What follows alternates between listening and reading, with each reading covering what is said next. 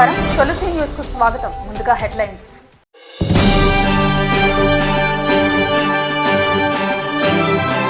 నెల్లూరు జిల్లా కావలిలో విజిలెన్స్ దాడులు, 700 విలువైన రేషన్ బియ్యం పట్టివేత. మార్కాపురం తహసీల్దార్ కార్యాలయంలో స్పెషల్ గ్రీవెన్స్ డే, ప్రతి సమస్యను పరిష్కరిస్తామని ఎమ్మెల్యే కందుల హామీ. ఒంగోలు కలెక్టరేట్లో దిశ సమావేశం, పాల్గొన్న ఎంపీ మాగుంట, మేయర్ సుజాత. రాజమహేంద్రవరంలో పుష్కరాల ఘాట్లు పరిశీలన, కీలక సూచనలు చేసిన కలెక్టర్. ఉదయగిరి ప్రాంతంలో ఎర్రచందనం అక్రమ రవాణా, నిందితులను అరెస్టు చేసిన పోలీసులు. అమరావతిలో కొత్త శకం ప్రారంభం, క్వాంటమ్ వ్యాలీ ప్రారంభించిన ముఖ్యమంత్రి. ఏపీలో మహిళా ఎమ్మెల్యేపై క్షుద్ర పూజలకు యత్నం, అయిన వాళ్ల పనే అంటూ ఎమ్మెల్యే బండారు శ్రావణి ఆవేదన. తెలంగాణ ఫోరెన్సిక్ ల్యాబ్లో అగ్ని ప్రమాదం, కాలిబూడిదైన కీలక సాక్ష్యాలు, ఆధారాలు. సూర్య కేబుల్ నెట్వర్క్ 6వ నెంబర్లో తులసి న్యూస్ ఛానల్ ప్రసారం అవుతుంది, వీక్షించగలరు. సూర్య కేబుల్ నెట్వర్క్ లో 6వ నెంబర్లో తులసి న్యూస్ ఛానల్ ప్రసారం అవుతుంది, వీక్షించగలరు. నెల్లూరు జిల్లా కావలి మండలం ముద్దూరుపాడు వద్ద శ్రీ లక్ష్మీ నరసింహ ట్రేడర్స్ రైస్ మిల్లులో విజిలెన్స్ అధికారులు మెరుపు దాడి చేశారు. సుమారు 10 లక్షల రూపాయల విలువైన 700 బస్తాల రేషన్ బియ్యం పట్టుకున్నారు. Nellore vigilance circle inspector Srihari Rao ఆధ్వర్యంలో ఈ తనిఖీలు నిర్వహించారు. రైస్ మిల్లులో అక్రమ రేషన్ బియ్యం వ్యాపారం జరుగుతున్నట్టు తేల్చింది. అక్రమ రవాణా నిర్ధారణ, విజిలెన్స్ అధికారుల తనిఖీల్లో రైస్ మిల్లును లీజుకు తీసుకుని గత కొద్ది రోజులుగా టీడీపీ నేత మదన్ మోహన్ రెడ్డి అక్రమ రేషన్ బియ్యం వ్యాపారం చేస్తున్నట్టు తేలింది. కావలి నుంచి చెన్నైకి రేషన్ బియ్యం అక్రమంగా రవాణా చేస్తున్నారనే సమాచారం ఆధారంగా దాడి నిర్వహించారు. పట్టివేసిన బియ్యం ప్రభుత్వ రేషన్ సరఫరా కింద పంపిన అధికారిక బస్తాలతో అక్రమ వ్యాపారానికి ఉపయోగిస్తున్నారని అధికారులు నిర్ధారించారు. అధికార పార్టీ ముసుగులో ఆరోపణలు. ఈ ఘటన అధికార పార్టీ టీడీపీ నేతలపై రేషన్ బియ్యం కొల్లల వ్యాపారంపై తీవ్ర ఆరోపణలకు దారితీసింది. ప్రభుత్వానికి చెడ్డ పేరు తెచ్చుకుంటూ పేదల రేషన్ సరుకులను అక్రమంగా విక్రయిస్తున్నారని విమర్శలు వినిపిస్తున్నాయి. మదన్ మోహన్ రెడ్డిపై ఇప్పటికే కేసు నమోదు చేసిన విజిలెన్స్ అధికారులు మరిన్ని తనిఖీలు చేపట్టారు. విజిలెన్స్ టీం దాడి తర్వాత మిల్లు యజమాని వాహనాలను కూడా పరిశీలించింది. మార్కాపురం పట్టణంలోని తహసీల్దార్ కార్యాలయంలో శాసనసభ్యులు శ్రీ కందుల నారాయణరెడ్డి స్పెషల్ గ్రీవెన్స్ డే కార్యక్రమాన్ని నిర్వహించారు. ఈ కార్యక్రమానికి మార్కాపురం పట్టణం మరియు మండల పరిధిలోని ప్రజలు పెద్ద సంఖ్యలో హాజరై తమ సమస్యలను నేరుగా ఎమ్మెల్యే దృష్టికి తీసుకొచ్చారు. ఈ ప్రజా వినతుల కార్యక్రమంలో మొత్తం 74 అర్జీలు స్వీకరించబడగా వాటిని ఎమ్మెల్యే గారు స్వయంగా పరిశీలించారు. కొన్ని సమస్యలకు అక్కడికక్కడే సంబంధిత అధికారులకు సూచనలు జారీ చేసి తక్షణ పరిష్కారానికి చర్యలు తీసుకున్నారు. మరికొన్ని అంశాలపై నిర్ణీత గడువులోగా సమస్యలు పరిష్కరించాలని అధికారులను ఆదేశించారు. ఈ సందర్భంగా ఎమ్మెల్యే కందుల నారాయణరెడ్డి మాట్లాడుతూ ముఖ్యమంత్రి గారి ఆదేశాల మేరకు ప్రజా దర్బారు కార్యక్రమాలు నిర్వహిస్తున్నామని తెలిపారు. ప్రజలు ఎదుర్కొంటున్న సమస్యలకు ప్రభుత్వం వెంటనే స్పందించేందుకు ఈ విధమైన కార్యక్రమాలు ఎంతో ఉపయోగపడతాయని అన్నారు. ఎలాంటి సమస్యలు ఉన్నా ప్రజా దర్బారుకు వచ్చి అర్జీలు సమర్పించి పరిష్కారం పొందాలని ఆయన ప్రజలకు పిలుపునిచ్చారు. అందరికీ నమస్కారం. ఈరోజు మార్కాపురం పట్టణము మరియు మండలం పరిధిలో ఉన్నటువంటి ప్రజలందరికీ కూడా ఈ రెవెన్యూ పీజీఆర్ఎస్ ఏర్పాటు చేయడం జరిగింది. ఈ పీజీఆర్ఎస్ లో దగ్గర సుమారు 74 వరకు అర్జీలు వచ్చాయి. ఈ అర్జీలలో ఎక్కువగా కూడా రెవెన్యూ పరమైనటువంటి సమస్యలతోటి ప్రాంతం ఈరోజు అర్జీదారులందరూ కూడా రావడం జరిగింది. ఎక్కువగా కొందరేమో హౌసింగ్ అని, కొందరు పెన్షన్స్ అని ఇలా వస్తా ఉన్నారు. అయితే ఇవన్నీ కూడా షార్ట్ అవుట్ చేయదగివే. కాకపోతే కొన్ని 2-3 జట్లమైనటువంటి వస్తా ఉన్నాయి. అవి కోర్టుకు పోవాల్సినవి. ఎంఆర్ఓ గారి పరిధిలో కానీ లేదంటే ఇక్కడ రెవెన్యూ పరిధిలో కానీ అవి కాదు, కోర్టుకు పోవాల్సినవి వస్తా ఉన్నాయి. అదే కోర్టుకు పోగలిగేటువంటి వాటిని కోర్టుకు పోమని చెప్తా ఉన్నాం. ఇక్కడ చేయగలిగేటువంటి వాటిని అన్నింటినీ కూడా చేస్తామని చెప్పడం జరుగుతా ఉంది. ఇటీవల కాలంలో ప్రభుత్వం కూడా ఈ రెవెన్యూలో ఉన్నటువంటి సమస్యల్ని తొలగించాలన్న ఉద్దేశంతో జీరో ఖాతాలు ఇతరులు ఇటువంటి వాటి మీద కొంత రిలాక్సేషన్ ఇవ్వడం జరిగింది. ఈ రిలాక్సేషన్ బేస్ చేసుకొని ఎవరైతే అర్జీదారులు వచ్చినారో వాళ్ళందరికీ కూడా త్వరలో వాళ్ళ రికార్డ్స్ ఇచ్చి వాళ్ళకి పట్టాలు, పాస్ పుస్తకాలు మంజూరు చేయడం జరుగుతుంది. ఈ ప్రభుత్వంలో మా ముఖ్యమంత్రి చంద్రబాబు నాయుడు గారి ఆధ్వర్యంలో ఏ ఒక్క కుటుంబానికి కూడా అన్యాయం జరగటం అనేది మేము చేయదలుచుకోలేదు. అన్యాయం జరగటం అనేది చూడదలుచుకోలేదు. ప్రతి ఒక్క కుటుంబానికి కూడా సంతోషంగా ఉండేలా చేయటమే ఈ ప్రభుత్వ ధ్యేయం. అందుకు అనుగుణంగానే పనిచేస్తా ఉన్నాం. ఇటీవల మా సూపర్ 6 పథకాలు బ్రహ్మాండంగా ప్రజల్లో ఉన్నాయి. అలాగే భూపరంగా, రెవెన్యూ పరంగా ఏదైతే గత ప్రభుత్వంలో ప్రజల్ని ఇబ్బంది పెట్టి ఆస్తులు లాక్కున్నారో, పొలాలు లాక్కున్నారో, ఇటువంటి వాటన్నిటిని కూడా మళ్ళీ రీవెరిఫికేషన్ చేసి ఒక్కొక్కటిగా సాల్వ్ చేసుకుంటూ వస్తా ఉన్నాం. త్వరలో మా ప్రభుత్వం ఏదైతే ప్రవేశపెట్టిందో ల్యాండ్ గ్రాబింగ్ యాక్ట్, దాన్ని కూడా ఇంప్లిమెంట్ చేస్తాం. ఎవరైతే ల్యాండ్ గ్రాబింగ్ కి పాల్పడ్డారో వాళ్ళ మీద తప్పకుండా కఠిన చర్యలు తీసుకునే విధంగా ప్రభుత్వానికి రికమెండ్ చేస్తాం. ప్రభుత్వం కూడా 100% కఠిన చర్యలు తీసుకునేదానికి సిద్ధంగా ఉంది. ఎందుకంటే గత ప్రభుత్వంలో అమాయకులైనటువంటి ప్రజల యొక్క ఆస్తులన్నింటినీ కూడా విధ్వంసం సృష్టించి వాళ్ళ ఆస్తులన్నింటినీ కూడా వాళ్ళ పేర్ల మీద రిజిస్ట్రేషన్ చేసుకోవటం, ఆన్లైన్ లెక్కించుకోవటం, ఇటువంటివన్నీ కూడా చేశారు. అసలు వాళ్ళకి సంబంధం లేని భూములను కూడా దొంగ పాస్ పుస్తకాలు పుట్టియటం, లేదంటే అధికారులను బెదిరించి ఆన్లైన్లు తొలగించడం, ఇటువంటి కార్యక్రమాలన్నీ కూడా చేస్తున్నారు. వాటన్నిటిని కూడా ఒక్కొక్కటిగా షార్ట్ అవుట్ చేసుకుంటూ ఎవరైతే గత ప్రభుత్వంలో నష్టపోయారో ఆ నష్టపోయిన అందరికి కూడా 100% న్యాయం చేసేలా ఈ ప్రభుత్వం చూస్తుందని చెప్పి సందర్భంగా మనం చేస్తాం. ఒంగోలు కలెక్టరేట్ లోని PGRS హాల్లో జరిగిన జిల్లా అభివృద్ధి సమన్వయ పర్యవేక్షణ కమిటీ సమావేశంలో పార్లమెంట్ సభ్యులు శ్రీ మాగుంట శ్రీనివాసులు రెడ్డి పాల్గొన్నారు.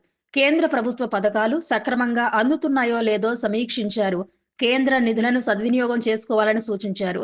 దిశ సమీక్షలో సంయుక్త కలెక్టర్ శ్రీమతి కల్పనా కుమారి, ఒంగోలు మేయర్ శ్రీమతి గంగాడ సుజాత, ఈ సమావేశంలో ప్రజా ప్రతినిధులు, అధికారులు పాల్గొన్నారు.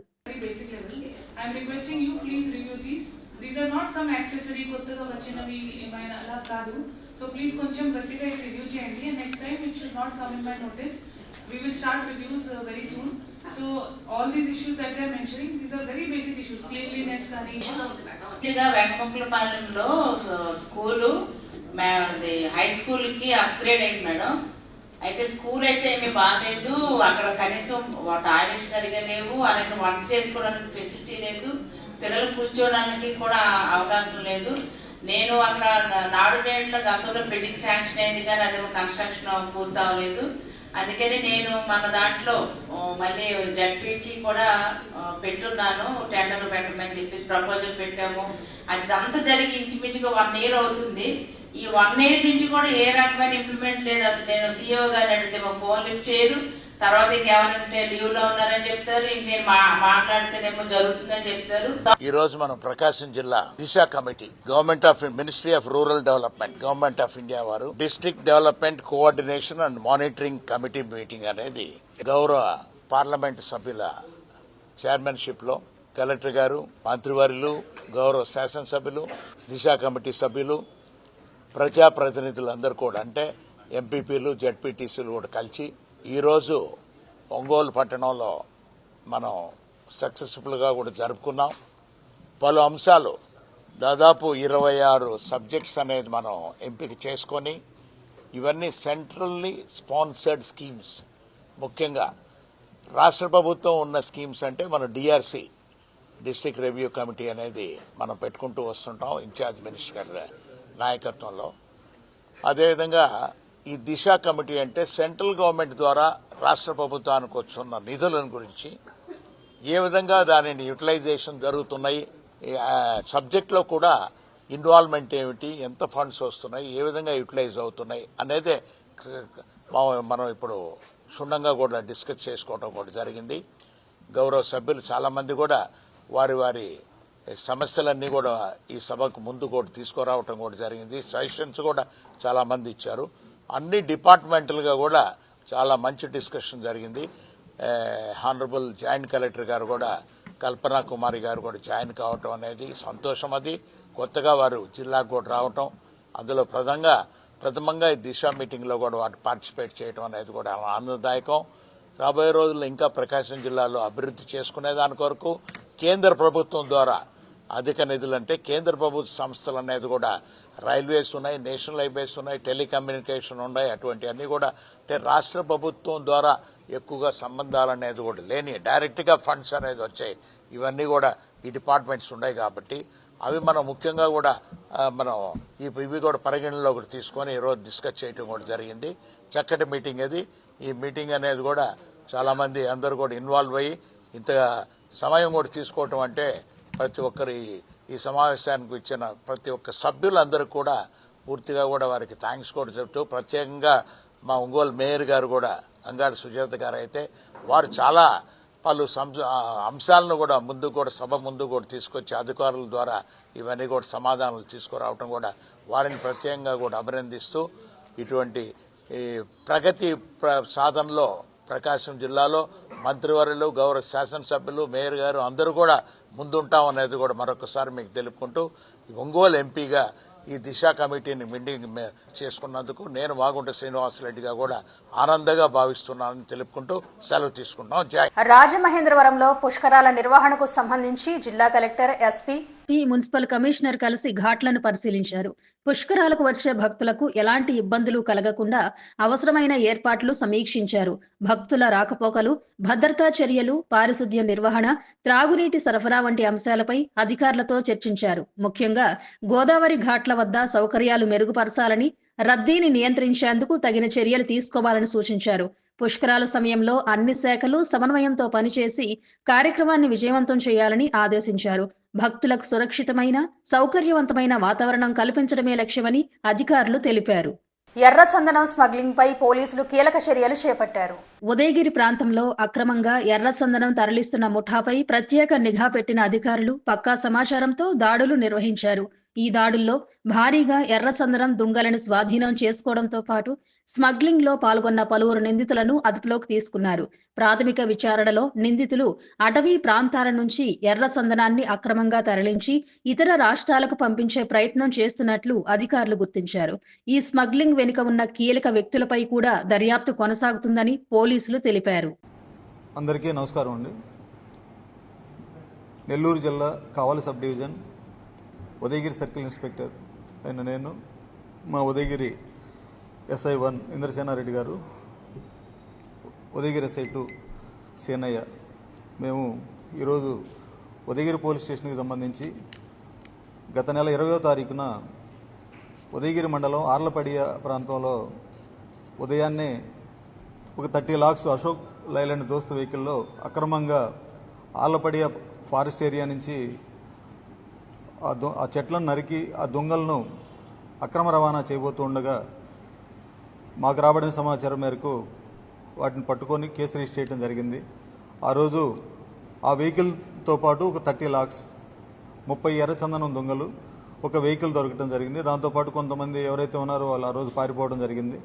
దానికి సంబంధించి క్రైమ్ నంబర్ 6/2025గా ఉదయగిరి పోలీస్ స్టేషన్లో కేసు నమోదు పరుచుకొని అప్పటి నుంచి మా జిల్లా డైనమిక్ ఎస్పీ గారు డాక్టర్ అజితా విజయండ్ల IPS గారి ఆధ్వర్యంలో 3 టీములుగా ఫామ్ అయ్యాం.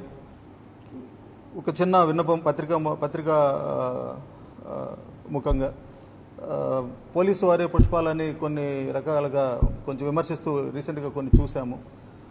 మేము ఆ పనితీరుతోనే మీరు దీనికి సమాధానం చెప్పాలనుకొని మేము ప్రయత్నం చేస్తూ ఉన్నాము. దీంట్లో తదుపరి ఇంకెవరైతే ఇన్వాల్వ్ ఉన్నారో వాళ్ళు కూడా చట్టం ముందు తీసుకొచ్చి తర్వాత దీని గురించి మాట్లాడతామని చెప్పేసి పత్రికాముఖంగా మరొకసారి మీకు తెలియపరచుకుంటూ ఇంతటితోటి నేను ముగిస్తున్నాను. నమస్తే. ఇవి దాచిపెట్టి వాటిని తరలించడానికి సిద్ధపడుతున్న క్రమంలో మేము వాటిని అప్రిహెండ్ చేసి ఆ ప్రాపర్టీ మొత్తం సీజ్ చేయడం జరిగింది. మార్నింగ్ ఆ కేసుకు సంబంధించిన ఫార్మాలిటీస్ అన్ని కంప్లీట్ చేసుకొని వారికి సంబంధించి తదుపరి ఈ నెక్సెస్ ఫార్వర్డ్ నెక్సెస్, దీని వెనక ఇంకెవరున్నారు, పైన ఇంకేదన్నా ఇక్కడి నుంచి ఏ రాష్ట్రాలకు ఏ దేశాలకు వెళ్తుందనే క్రమంలో ఇప్పటివరకు వారిని విచారించాము అన్ని కోణాల్లో. ఈ 6గురే కాకుండా ఈ కేసులో ఇంకా 4 ఇన్వాల్వ్ అయినట్టుగా మా నోటీస్కి వచ్చింది. వారిని కూడా త్వరలో పట్టుకొని ఆ ప్రాంతం నుంచి ఆల్రెడీ తరలించి పోయి ఉన్నా, లేకుండా కట్ చేయబడి ఉన్నా, లేకుండా ఇంకేదన్నా ఆ ప్రాంతానికి సంబంధించిన ఎర్రచందనం దొంగలకు సంబంధించి ఎట్లాంటి అక్రమ రవాణా ఉన్నా కూడా చివరి దొంగ వరకు కూడా మేము సీజ్ చేసి దీంట్లో ఈ అక్రమ రవాణాలో భాగస్వాములుగా ఉన్న వాళ్ళందరినీ అరెస్ట్ చేసి చట్టం ముందు నిలబెడతామని చెప్పి పత్రికాముఖంగా తెలియపరుస్తున్నాను. ముఖ్యంగా ఆంధ్రప్రదేశ్ను అధునాతన శాస్త్ర సాంకేతిక రంగంలో అగ్రగామిగా నిలబెట్టే లక్ష్యంతో అమరావతి క్వాంటం వ్యాలీ ప్రాజెక్టుకు ముఖ్యమంత్రి చంద్రబాబు శంకుస్థాపన చేశారు. క్వాంటం పరిశోధన, ప్రతిభాభివృద్ధి, పరిశ్రమ, విద్యా సంస్థల సహకారం కోసం సమగ్ర పర్యావరణ వ్యవస్థను నిర్మించడం ఈ కార్యక్రమ ప్రధాన ఉద్దేశంగా చెప్పుకోవచ్చు. సైన్స్ అండ్ టెక్నాలజీలో దేశం నిర్దేశించుకున్న జాతీయ ప్రాధాన్యతలకు అనుగుణంగా ఈ ప్రాజెక్టును ఆంధ్రప్రదేశ్ ప్రభుత్వం ప్రతిష్టాత్మకంగా చేపట్టింది. ఈ ప్రాజెక్టు రాకతో రాష్ట్రం అధునాతన శాస్త్రీయ మౌలిక సదుపాయాల అమలు దశలోకి అధికారికంగా అడుగుపెట్టింది. ఈ ప్రతిష్టాత్మక కార్యక్రమంలో కేంద్ర మంత్రి జితేంద్ర సింగ్, ఐటీ విద్యాశాఖ మంత్రి నారా లోకేష్, సీనియర్ ప్రభుత్వ అధికారులు, ప్రముఖ శాస్త్రవేత్తలు, విద్యావేత్తలు, భారత సాంకేతిక రంగానికి చెందిన అగ్రశ్రేణి ప్రతినిధులు హాజరయ్యారు. అమరావతి క్వాంటం వ్యాలీ గుర్తింపు ఆవిష్కరణ ప్రధాన ఆకర్షణగా నిలుస్తోంది. క్వాంటం పరిశోధన, ఇన్నోవేషన్ను ప్రోత్సహించే బహుమతి అవార్డుల ప్రకటన కూడా జరగనుంది. అంతేకాదు ఐబీఎం, టాటా కన్సల్టెన్సీ సర్వీసెస్ భాగస్వామ్యంతో క్వాంటం క్లౌడ్ సేవల ప్రారంభం రాష్ట్రంలో క్వాంటం టెక్నాలజీ వినియోగానికి కొత్త దిశను చూపించనుంది. ఆంధ్రప్రదేశ్ రాజకీయాల్లో ఇటీవల కాలంలో మాటల యుద్ధం హద్దులు దాటుతూ వ్యక్తిగత ఆరోపణల దశకు చేరుతున్నట్లు కనిపిస్తోంది. పరస్పర విమర్శలతో కొనసాగుతున్న రాజకీయ పోరు ఇప్పుడు మరింత తీవ్రమైన మలుపు తిరిగింది. తాజాగా చోటు చేసుకున్న ఓ ఘటన రాష్ట్ర రాజకీయాల్లో చర్చనీయాంశంగా మారింది. అనంతపురం జిల్లాలోని సింగనమల నియోజకవర్గానికి చెందిన ఓ మహిళా ఎమ్మెల్యే నివాసం వద్ద గుర్తు తెలియని వ్యక్తులు అనుమానాస్పదంగా ప్రవర్తించిన ఘటన స్థానికంగా కలకలం రేపింది. సాయంత్రం వేళ కారులో వచ్చిన కొందరు వ్యక్తులు ఎమ్మెల్యే ఇంటి సమీపానికి వచ్చి మూఢనమ్మకాలతో సంబంధం ఉన్నట్లు భావించబడుతున్న వస్తువులను అక్కడి ఉంచి వెళ్లినట్టు తెలుస్తుంది. ఈ ఘటనను గమనించిన స్థానికులు వెంటనే అప్రమత్తమై సమాచారం అందించారు. ఘటన అనంతరం వారిని పట్టుకునేందుకు ప్రయత్నించినప్పటికీ వారు వేగంగా అక్కడి నుంచి వెళ్లిపోయినట్లు సమాచారం. ఈ వ్యవహారం తెలిసిన వెంటనే రాజకీయ వర్గాల్లో తీవ్ర చర్చ మొదలైంది. ప్రజాప్రతినిధిపై ఈ తరహా చర్యలు జరగడం ఆందోళన కలిగించే అంశంగా మారింది. ఈ ఘటనపై స్పందించిన ఎమ్మెల్యే గత కొంతకాలంగా తనను మానసికంగా వేధించే ప్రయత్నాలు జరుగుతున్నాయని ఆవేదన వ్యక్తం చేశారు. తనను భయపెట్టేందుకు, అస్థిరతకు గురి చేయాలనే ఉద్దేశంతోనే కొందరు కావాలనే ఇలాంటి చర్యలకు పాల్పడుతున్నారని ఆమె ఆరోపించారు. మూఢ నమ్మకాలను ఆసరాగా చేసుకుని రాజకీయంగా దెబ్బతీయాలని చూస్తున్నారని పేర్కొన్నారు. హైదరాబాద్ నాంపల్లి ప్రాంతంలో చోటు చేసుకున్న భారీ అగ్ని ప్రమాదం తీవ్ర కలకలం రేపింది. అత్యంత కీలకమైన ఫోరెన్సిక్ ల్యాబ్ కు చెందిన భవనంలో మంటలు చెలరేగడంతో అధికారులు, పోలీస్ విభాగాలు అప్రమత్తమయ్యాయి. అగ్ని ప్రమాదం వల్ల ఎలాంటి ప్రాణ నష్టం జరగకపోయినా భవనంలో ఉన్న విలువైన పరికరాలు, డేటా భద్రతపై అనేక సందేహాలు తలెత్తుతున్నాయి. శనివారం ఉదయం సుమారు 10 గంటల సమయంలో ఫోరెన్సిక్ ల్యాబ్ భవనం మొదటి అంతస్తులో ఒక్కసారిగా మంటలు ఎగిసిపడ్డాయి. భవనంలో నుంచి పొగలు రావడాన్ని గమనించిన వాచ్మెన్ వెంటనే అధికారులకు సమాచారం అందించడంతో అగ్నిమాపక సిబ్బంది స్పందించారు. 2 ఫైర్ ఇంజన్లు తక్షణమే ఘటనా స్థలానికి చేరుకుని మంటలను అదుపులోకి తీసుకొచ్చేందుకు సహాయక చర్యలు ప్రారంభించాయి. అయితే భవనం అంతటా దట్టమైన పొగలు అలుముకోవడంతో అగ్నిమాపక చర్యలకు తీవ్ర అంతరాయం ఏర్పడింది. లోపలికి ప్రవేశించడం కష్టంగా మారినా ఫైర్ సిబ్బంది ప్రమాదాన్ని లెక్క చేయకుండా తీవ్రంగా శ్రమించి మంటలను అదుపు చేయగలిగారు. పలు గంటల పాటు సాగిన సహాయక చర్యల అనంతరం పరిస్థితిని పూర్తిగా నియంత్రణలోకి తీసుకొచ్చినట్లు అధికారులు తెలిపారు.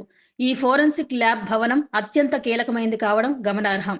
ఇక్కడ DNA పరీక్షలు, వేలిముద్రల విశ్లేషణ, నేర పరిశోధనలకు సంబంధించిన సాంకేతిక ప్రక్రియలు జరుగుతుంటాయి.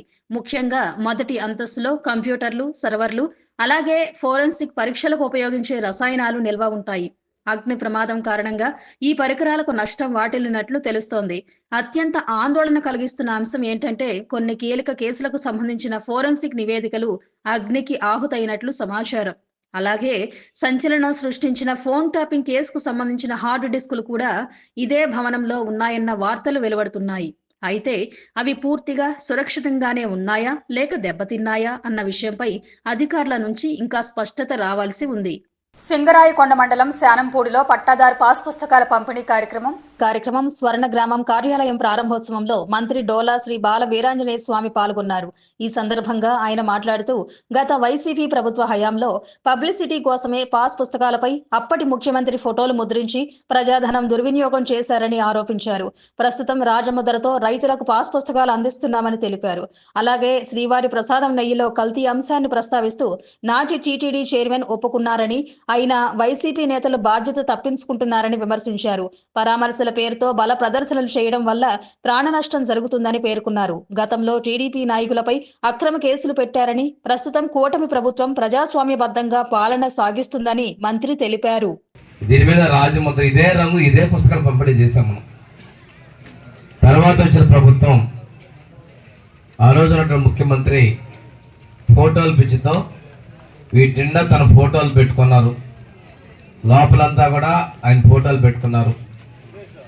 దానికి తర్వాత హద్దురాళ్ళ మీద తన ఫోటో తన పేరు చెక్కించుకున్నాడు.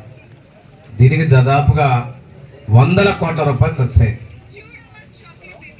మీకు ఆయన ఏంటంటే ఆ రోజు వాళ్ళ ఎమ్మెల్యేగా ఉన్నటువంటి రోజే మాట్లాడారు, నీ పేరు పెట్టని నువ్వే పెట్టుకున్నావు అన్నట్టుగా మాట్లాడుకున్నారు. అంటే ఈరోజు లేడు ఆయన, శాశ్వతంగా ఇక్కడేదో ఉన్నట్టుగా చేసిన పరిస్థితులు. ఇలాంటి పరిస్థితుల్లో మళ్ళా కూడాను ఎవరి పేర్లు ఫోటోలు లేని హద్దురాళ్ళు రీసర్వేతో పాటు ఎవరి పేర్లు ఫోటోలో లేనటువంటి పట్టాదారు పాస్ పుస్తకాలని ఇవాళ పంపిణీ చేస్తా ఉన్నాం. ఈరోజు మన గ్రామంలో 300 మంది పంపిణీ చేస్తా ఉన్నాం. దీనిలో చూసుకుంటే మీ ఫోటోతో పాటు మీరు చాలా మంది ఫోటో పోతే ఫోన్పే అని చెప్పి స్కాన్ చేసి డబ్బులు పెడుతున్నారు. అలాగే ఇక్కడ కూడా స్కానింగ్ కోడ్ ఉంది. 1వ పేజీలో స్కాన్ చేస్తే మీకు అందరికి మీ ఈ భూమికి సంబంధించిన వివరాలు మొత్తం వస్తాయి.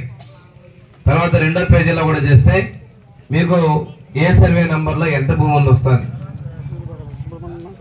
తర్వాత 4వ పేజీలోకి వెళ్తే మీ భూమికి సంబంధించినటువంటి మ్యాప్ వస్తుంది. ఇప్పుడు చేస్తున్నావా?